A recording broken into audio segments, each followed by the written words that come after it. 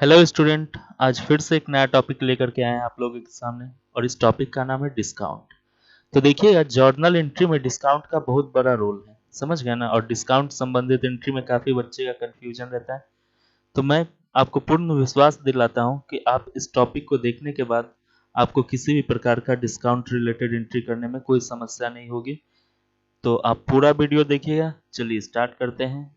देखिए, सबसे पहला अगर मैं बात करूं बेटे, तो यहाँ पे डिस्काउंट को तीन पार्ट में बांटा गया है। एक तो है ट्रेड डिस्काउंट, दूसरा कैश डिस्काउंट और तीसरा है रिबेट। तो कितने प्रकार का डिस्काउंट है? एक, दो और देखिए तीन। हाँ, तो ध्यान दीजिएगा, जिसमें देखिएगा कि आपको ट्रेड डिस्काउंट और कैश डिस्काउंट ज्यादातर देखने को मिलता है बुक्स में, और रिबेट किसी किसी बुक्स में नहीं भी देखने को मिलता है, समझ गए ना। लेकिन हम आपको रिबेट भी समझाएंगे ये क्या होता है। तो देखिए, सबसे पहले ट्रेड डिस्काउंट, ये कब अलाउ होता है ट्रेड डिस्काउंट? तो देखिएगा, ट्रेड डिस्काउंट अलाउ कभी भी होगा तो allowed on bulk sale, bulk sale और परचेज पे। समझे? तो देखिएगा, अलाउड का मैं बात करना, तो अलाउड कभी भी ये डिस्काउंट होता है तो बल्क सेल पे अलाउ होता है। हाँ, और ट्रेड डिस्काउंट कभी भी जो रिसीव्ड अगर किया जाए, तो यहां ध्यान से देखना बाबू, एक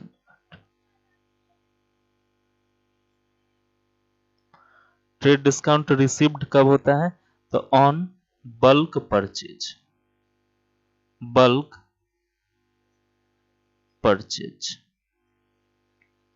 यानी कुल मिलाकर देखा जाए तो इसका मतलब ये होता है कि जब भी एक होलसेलर,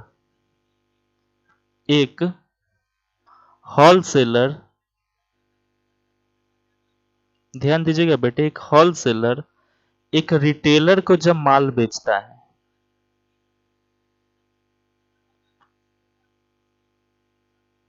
तो देखिएगा, होलसेलर जब रिटेलर को माल बेचेगा तो मान लीजिए कि ये कभी भी जो होगा ट्रेड डिस्काउंट, तो ये बल्क किस पे मिलता है?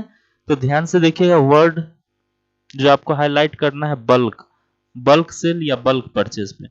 तो ध्यान से देखना है बाबू, तो ये जब होलसेलर रिटेलर को कोई सामान बेचता है, तो मान लीजिए जैसे कि 1000 क्वांटिटी बेचा, 1000 क्वांटिटी बेचा, सपोज कीजिएगा 500 क्वांटिटी बेचा। तो ये जो बल्क लेवल पे, मतलब ज्यादा ज्यादा मात्रा में जो सामान बेच रहा है ना रिटेलर को, उसी पे मिलेगा ट्रेड डिस्काउंट। समझ गए ना, ये एक या दो आइटम पे ट्रेड डिस्काउंट नॉर्मली अलाउ नहीं होता है, समझ गए। ये बल्क लेवल पे होता है। जब होलसेलर किसी खुदरे विक्रेता को बल्क लेवल पे सामान बेचता है तो ट्रेड डिस्काउंट अलाउ होता है। अब यहाँ पे ध्यान दीजिएगा, ट्रेड डिस्काउंट का जर्नल एंट्री कभी भी नहीं किया जाएगा। हाँ, तो ध्यान दीजिएगा, no journal, no journal entries will be, no journal entry will be passed for trade discount। तो ये काफी इंपॉर्टेंट पॉइंट है, समझ गए ना। तो कभी भी ट्रेड डिस्काउंट के लिए जर्नल एंट्री नहीं किया जाता है। ये काफी इंपॉर्टेंट कॉन्सेप्ट है, इसको ध्यान में रखना है। उसके बाद दूसरा डिस्काउंट होता है बाबू कैश डिस्काउंट। अब समझते हैं कैश डिस्काउंट क्या होता है। तो देखिएगा, अगर हम कैश डिस्काउंट अलाउड कब होगा? देखो, अगर हम किसी को सामान बेचते हैं, कभी भी अगर हम किसी को सामान बेचते हैं और अगर हमें कैश रिसीव्ड इमीडिएटली हो जाए, मतलब तुरंत। अब व्यापार है, व्यापार में क्या होता है, क्रेडिट सेल ज्यादा होता है, समझ गए ना।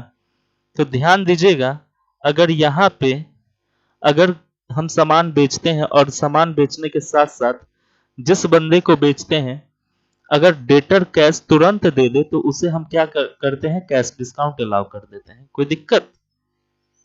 उसके बाद पहला तो कॉन्सेप्ट ये हो गया कि कैश अगर हमें तुरंत मिल जाए तो हम उसे एक्स्ट्रा छोड़ देते हैं, कुछ छूट दे देते हैं, तो उसे हम क्या कहते हैं, कैश डिस्काउंट। दूसरा चीज देखते हैं बाबू, कैश डिस्काउंट कब अलाउ होता है?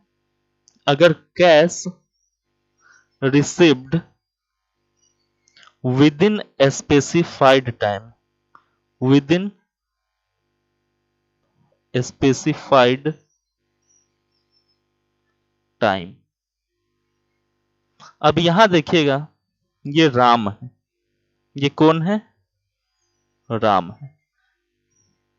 अब राम सामान किसको बेचा बाबू? सोहन को। तो देखना, राम कौन है? सेलर है, और सोहन कौन है? परचेजर है। तो राम इसको बेचा, मान लो 5,000 का गुड्स। कितना का गुड्स बेचा बाबू? 5,000 का गुड्स। अब राम क्या बोल के बेचा कि अगर सोहन सोहन अगर तुम मुझे पेमेंट, मान लो कि तुम अगर मुझे 14 दिन के अंदर पेमेंट कर दोगे, हाँ, विदिन 14 डेज, विदिन 14 डेज। ध्यान से देखिएगा, राम क्या बोल के बेचा सोहन को कि सोहन अगर तुम मुझे 14 दिन के अंदर पेमेंट कर दोगे ना तो मैं तुझे कैश डिस्काउंट दूंगा, मैं तुझे कैश डिस्काउंट 10% दूंगा, यानी 10% मैं छोड़ दूंगा तुमको। हाँ, अब सोहन क्या करता है बाबू? सोहन आता है और राम को पेमेंट जो है पेमेंट कर देता है, पेमेंट मेड विद इन, मान लेते हैं 13 दिन में कर दिया, 13 डेज के अंदर पेमेंट कर दिया। तो अब देखिए, राम ने क्या शर्त रखा था सोहन को कि सोहन अगर तुम मुझे 14 दिन के अंदर पेमेंट कर दोगे तो मैं तुझे 10% का छूट दूंगा। ऐसा बोल के कौन माल बेचा था? राम माल बेचा था किसको? सोहन को। अब सोहन बाबू क्या करेगा? ध्यान से देखेंगे तो सोहन केवल कितना रुपया देगा राम को, पता है आपको? तो देखिए, अब सोहन देगा 5,000, अब माइनस 10% घटा करके 500 माइनस करके सोहन केवल और केवल कितना रुपया देगा? 4,500 रुपया देगा। कितना देगा? 4,500 देगा। और किसको देगा बेटे? ये 4,500 रुपया राम को देगा। क्यों देगा? क्योंकि कैसा शर्त रखा गया था कि 14 दिन के अंदर अगर पेमेंट कर दोगे तो मैं तुम्हें 10% का छूट दे दूंगा।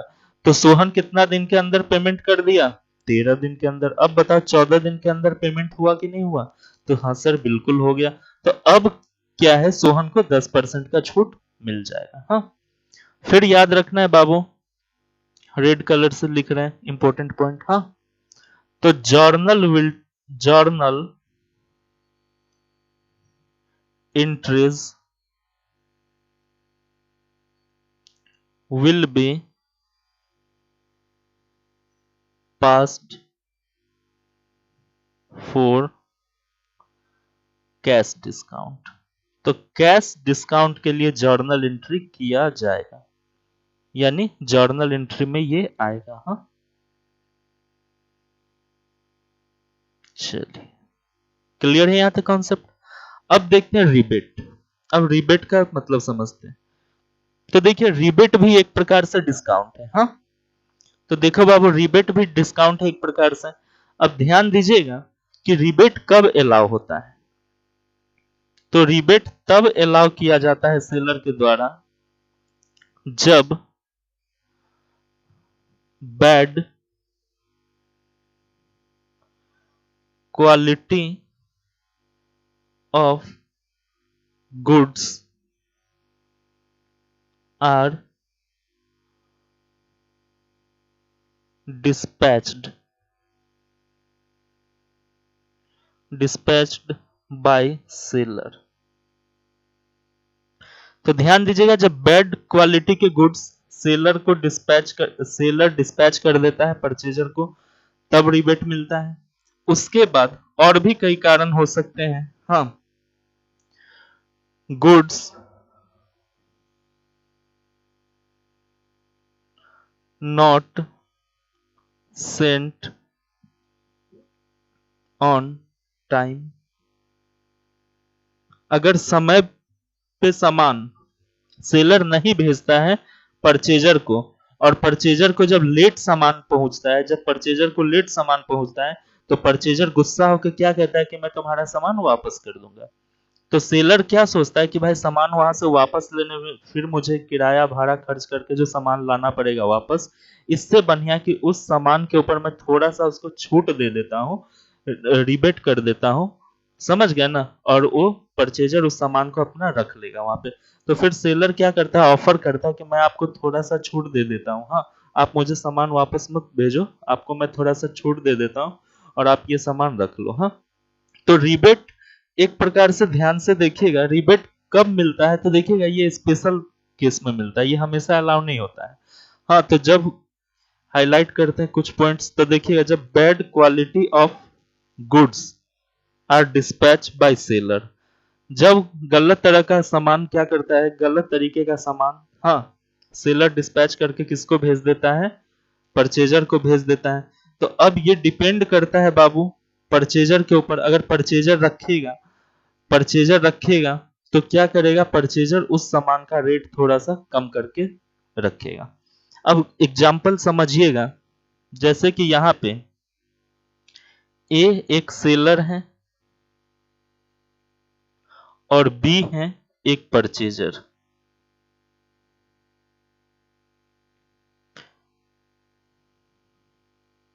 हाँ, अब ये 10 मोबाइल फोन भेजा, 10 मोबाइल फोन 5,000 रुपए के दर से किसको भेजा, इसको भेजा, बी को भेजा। हाँ, तो कितने का मोबाइल फोन भेजा बाबू, 50,000 रुपीज का मोबाइल फोन भेजा टोटल। हाँ, अब पता चलता है कि दो मोबाइल फोन, टू मोबाइल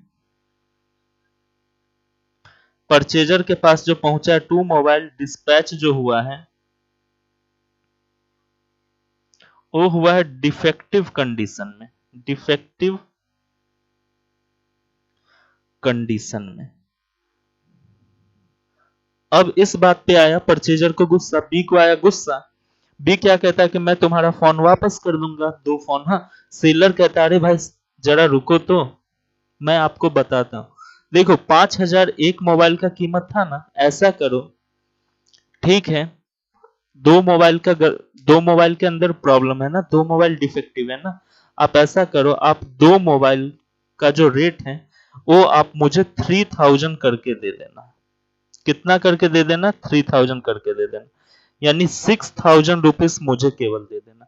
अब बताइए वैसे मिलता कितना, वैसे इसको मिलने वाला कितना था, सेलर को मिलने वाला था दो मोबाइल फोन का कीमत 5,000 रुपये के हिसाब से 10,000 रुपया सेलर को मिलता। लेकिन अब सेलर क्या कह रहा है कि आप मुझे 6,000 दे दो, क्योंकि मोबाइल जो पहुंचा डिफेक्टिव कंडीशन में पहुंचा है। अब क्या है, ये परचेजर जो ये कहीं भी बेच देगा आगे भी, ये भी सस्ता करके, थोड़ा सा सस्ता करके आगे कहीं बेच देगा। अब बताओ, तो इस दो फोन पे कितना का रिबेट मिला परचेजर को, सर 4,000 का रिबेट मिला परचेजर को, यानी इसको हम बोलेंगे बाबू रिबेट। हाँ, तो रिबेट कब मिलता है, तो जब गुड्स बैड क्वालिटी का हो तब मिलता है। उसके बाद अगर goods not sent on time, समय पे अगर नहीं हम भेजते हैं तो मिलता है। बहुत कारण हो सकता है रिबेट होने का। हाँ, तो ये था आपका थ्योरेटिकल कॉन्सेप्ट। अब समझते हैं न्यूमेरिकल कॉन्सेप्ट। हाँ, चलिए तो अब आगे समझते हैं जर्नल एंट्री। हाँ, तो जर्नल एंट्री समझते हैं तीनों का। तो ध्यान दीजिएगा, ट्रेड डिस्काउंट का no journal, no journal interest. तो ध्यान देंगे बाबू, ट्रेड डिस्काउंट का तो होता ही नहीं जर्नल। तो जर्नल एंट्री जो बनना स्टार्ट होगा वो कैश डिस्काउंट और रिबेट का होगा। तो देखिएगा, कैश डिस्काउंट में दो पार्टीज होंगे, तो इन दो पार्टी के बारे में पहले समझ लेते हैं। देखिएगा, एक तो होता है सेलर, सेलर, और एक होता है परचेजर। तो अब ध्यान देंगे बाबू, तो सेलर के लिए क्या होगा, कैश डिस्काउंट। सेलर क्या करेगा, कैश डिस्काउंट को अलाउ करेगा। सेलर कभी भी डिस्काउंट अलाउ कर सकता है, क्योंकि सामान उसी का है, तो उसके ऊपर डिस्काउंट अलाउ कौन कर सकता है, सेलर को ही राइट से डिस्काउंट अलाउ करने का। परचेजर अगर कभी भी डिस्काउंट को क्या करता है बाबू, रिसीव्ड करता है। परचेजर कभी भी डिस्काउंट को रिसीव्ड करता है। अब ध्यान दीजिएगा, सेलर अगर किसी को डिस्काउंट कर देता है तो सेलर के लिए क्या होगा, वो सेलर के लिए वो माना जाएगा एक्सपेंस। क्या माना जाएगा, सेलर के लिए एक्सपेंस माना जाएगा डिस्काउंट, है कि नहीं। और परचेजर को अगर छूट मिलता है, मान लीजिए कि ये 5,000 का सामान खरीदा और केवल इसे 4,000 ही पेमेंट करना है, तो 1,000 का इसके लिए क्या हो जाता है, इनकम। तो ध्यान दीजिएगा, कैश डिस्काउंट जो होता है तो इसके लिए डिस्काउंट रिसीव्ड होता है परचेजर के लिए, तो इसके लिए क्या बन जाता है, अगर डिस्काउंट रिसीव्ड होता है तो इनकम। परचेजर के लिए डिस्काउंट रिसीव्ड इनकम होता है। अब जब सेलर के लिए ये एक्सपेंस है तो एक्सपेंस मान के अकाउंटिंग करेगा, तो मान लीजिए ये क्या करेगा बताइए। अब सामान बेचने पे जितना कैश आया है तो कैश अकाउंट लिखेगा, उसके बाद में अगर चेक से पैसा आया है तो क्या लिखेगा, बैंक अकाउंट लिखेगा। तो देखो, जितना इसका एसेट्स बढ़ा है कैश या बैंक के रूप में, उसको ये डेबिट करेगा। उसके बाद में क्या, जितना इन्होंने छोड़ दिया है, जितना उन्होंने छोड़ दिया, जितना सेलर ने छोड़ दिया है परचेजर को, तो उतना अमाउंट सेलर के लिए एक्सपेंस माना जाएगा। तो एक्सपेंस का बैलेंस क्या होता है बाबू, डिस्काउंट का बैलेंस डेबिट होगा, यानी एक्सपेंस का बैलेंस डेबिट होता है। आपको रूल याद है ना, देखिएगा, लाइबिलिटीज, लाइबिलिटीज इनकम और कैपिटल का बढ़ना होता है क्रेडिट, घटना होता है डेबिट। एसेट्स का और एक्सपेंस का बढ़ना होता है डेबिट और घटना होता है क्रेडिट। तो इसी रूल पे अब देखेंगे, सेलर के लिए क्या है, डिस्काउंट एक्सपेंस है, तो एक्सपेंस को ये क्या करेगा, डेबिट करेगा। तो ये क्या लिखेगा, डिस्काउंट, इन्होंने क्या करा है, अलाउ करा है, तो डिस्काउंट अलाउड अकाउंट डेबिट लिखेगा। और टू, सेल के वजह से इनको जो इनकम जनरेट हुआ है उस सेल के वजह से हुआ है। समझ में आया। तो ये एंट्री कौन बनाएगा, किसके बुक में बनेगा, सर ये एंट्री सेलर के बुक में बनेगा। कोई दिक्कत। उसके बाद में देखते हैं बाबू, परचेजर। परचेजर क्या करेगा, तो देखिएगा, परचेजर तो सबसे पहले सामान खरीदा है, तो परचेज अकाउंट को ये डेबिट करेगा, क्योंकि इसके लिए परचेज करना एक्सपेंस माना जाएगा। और साथ में परचेज किया होगा तो कैश पेमेंट किया होगा या चेक से पेमेंट किया होगा तो बैंक अकाउंट, इसका जो बैलेंस है कहाँ घटा होगा, कैश या बैंक में। और साथ साथ इसको क्या हुआ है कि डिस्काउंट रिसीव्ड हो गया है, तो जब इसको छूट मिला तो इसके लिए हो गया इनकम, इनकम का बढ़ना क्या होगा, क्रेडिट होगा। तो ये जो एंट्री करेगा, डिस्काउंट रिसीव्ड अकाउंट, क्योंकि इनकम का बढ़ना क्या होता है, क्रेडिट होता है, तो इसीलिए ये क्या करेगा, डिस्काउंट रिसीव्ड को क्रेडिट करेगा। आया बात समझ में। तो ये था कैश डिस्काउंट का एंट्री। अब देखते हैं रिबेट।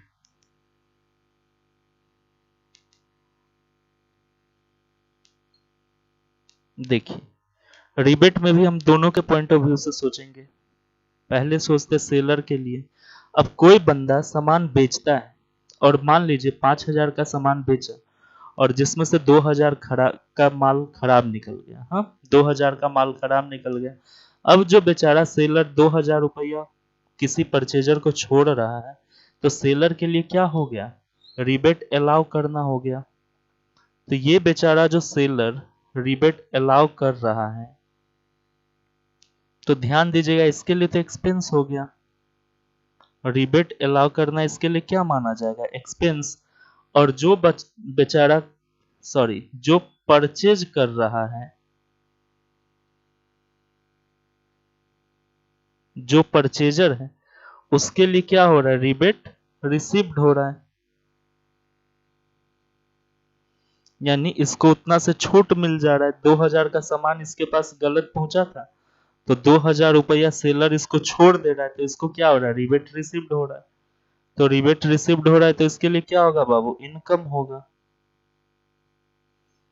तो अब ध्यान से देखेंगे, जिसके लिए रिबेट एक्सपेंस है वो क्या एंट्री पास करेगा, वो एंट्री बनाएगा।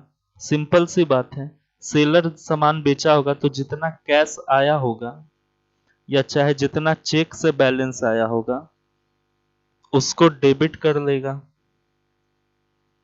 और जितना का इन्होंने रिबेट दिया है परचेजर को, रिबेट जितना का दिया उतना इसके लिए क्या एक्सपेंस है, तो रिबेट अलाउड अकाउंट को ये क्या कर लेगा बेटे, डेबिट कर लेगा, क्योंकि छूट है। टू सेल्स के वजह से, टू सेल्स अकाउंट, कोई दिक्कत।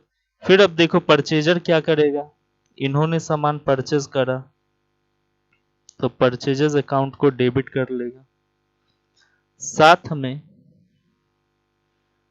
टू कैश पेड किया है, और जितना इसको रिबेट मिला है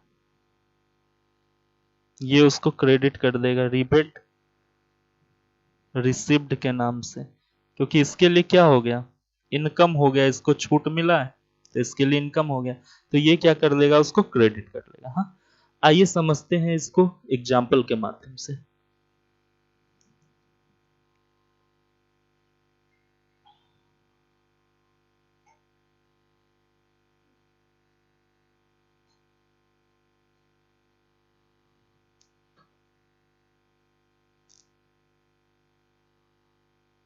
चलो देखो, पहला क्वेश्चन है बाबू कि good sold to Ram, good sold to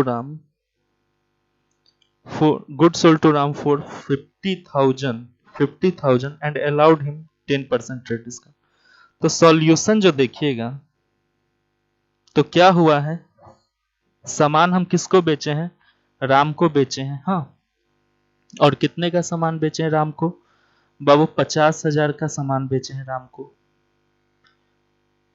तो 50,000 का सामान बेचे तो राम को डिस्काउंट कितना दिए हैं, 10% ट्रेड डिस्काउंट दिए हैं। तो देखिए सबसे पहले तो देखो सामान जो बेचे हैं वो उधारी बेचे हैं। हाँ, तो हम क्या करेंगे, उधारी जो बेचे हैं, तो राम नाम से मेरा एक डेटर बन गया, तो राम अकाउंट को हम डेबिट करेंगे टू सेल्स अकाउंट लिखेंगे। हाँ, Ram account debit to sales account.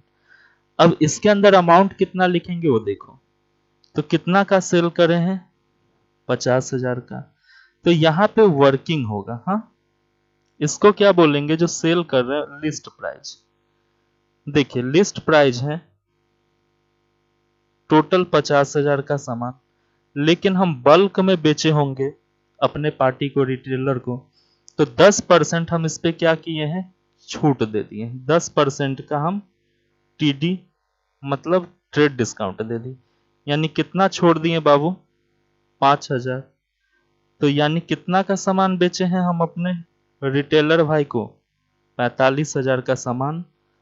ये हमारा सेलिंग प्राइस हो गया, 45,000 का सामान हम बेचे हैं। हाँ, तो हमने आपको क्या बताया कि ट्रेड डिस्काउंट का कोई एंट्री नहीं होता है। ये जो ट्रेड डिस्काउंट है यहां तक का कोई एंट्री नहीं होगा, यानी कितना का सेल माना जाएगा, 45,000 का। हाँ, क्योंकि ट्रेड डिस्काउंट का कोई जर्नल बनाना नहीं, तो यहां जो अमाउंट भराएगा बाबू वो 45,000 और 45,000 से डेबिट और क्रेडिट। हाँ, अब देखते हैं क्वेश्चन नंबर 2, कैश डिस्काउंट वाला। तो good sold to Mohan for cash, Mohan को नगद माल बेचा गया, तो ध्यान रहे कभी भी कैश डिस्काउंट कैश सेल पे ही आएगा। कितने का सामान बेचा गया है, 50,000 का। अलाउड हिम कितना, 10% का कैश डिस्काउंट मिला, यानी मोहन मोहन पेमेंट इमीडिएटली कर दिया होगा, या जो भी टर्म एंड कंडीशन रहा होगा उस टर्म एंड कंडीशन में मोहन ने पेमेंट कर दिया होगा टाइम पे। तो अब देखिए इसका जो एंट्री होगा ध्यान से देखेंगे, तो सबसे पहले मोहन को सामान बेचे तो अपने पास आया क्या सर, अपने पास आया कैश। तो कैश अकाउंट डेबिट करेंगे। उसके बाद हम कैश डिस्काउंट भी अलाउ कर रहे हैं मोहन को, तो डिस्काउंट अलाउड मेरे लिए तो एक्सपेंस हो गया, सेलर के लिए डिस्काउंट अलाउड क्या होता है, एक्सपेंस होता है। अकाउंट इसको भी हम डेबिट कर लेंगे, है ना, टू सेल्स अकाउंट। अब ध्यान से देखना बाबू, कितने का सामान सेल किए हैं मोहन को, सर 50,000 का सामान मोहन को सेल किए। अब इस 50,000 में से मोहन को हमने छोड़ कितना दिया सर, 10%। यानी सर हमने इस 50,000 में से 10% छोड़ दिया, तो अपने पास यानी मेरे पास कितना अमाउंट आया होगा, केवल 45,000 रुपया कैश के रूप में आया, जिसको हमने डेबिट किया। कोई दिक्कत? तो देखो डिस्काउंट अलाउड को क्यों हमने डेबिट किया, क्योंकि ये बिजनेस के लिए एक्सपेंस है, मेरे लिए एक्सपेंस है, क्योंकि हमने किसी को छोड़ दिया तो ये मेरे लिए एक्सपेंस है, तो इसीलिए सेलर हमेशा क्या करेगा, डिस्काउंट अलाउड को डेबिट करेगा। तीसरा एग्जांपल देखते हैं रिबेट वाला। Goods sold to Aman for cash, Aman को हम लोगों ने कैश में सामान बेचा है। Out of this goods of ₹5,000 delivered on defective condition, तो 5,000 का सामान डिफेक्टिव कंडीशन में पहुंचा अमन के पास, सो अलाउड हिम रिबेट फॉर 5,000। अब ध्यान दीजिएगा बाबू, फिर से इसका सॉल्यूशन देखिए।